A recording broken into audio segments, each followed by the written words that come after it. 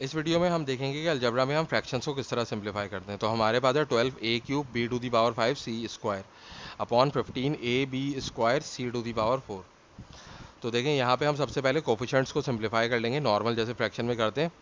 3 4 ज़ा 12 और 3 5 ज़ा 15। अब इसके बाद हम वेरिएबल्स को कैसे करेंगे सॉल्व।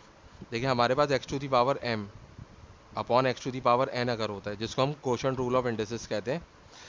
तो जो है जब ये x⁴m डिवाइड होगा x⁴n से, तो देखें वेरिएबल सेम है या बेस सेम है, तो पावर्स क्या होंगी, सब्ट्रैक्ट हो जाएंगी। तो x की पावर क्या हो जाएगी, m माइनस n हो जाएगी।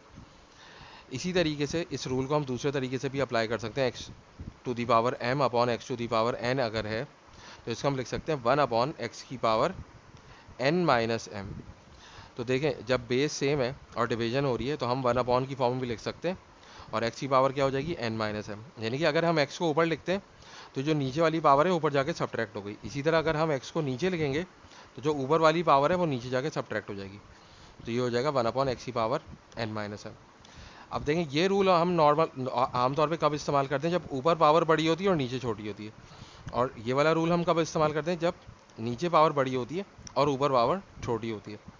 लेकिन यानी कि ये बिल्कुल फिक्स्ड कोई ऐसा रूल नहीं है कि हमेशा ऐसा करना होगा।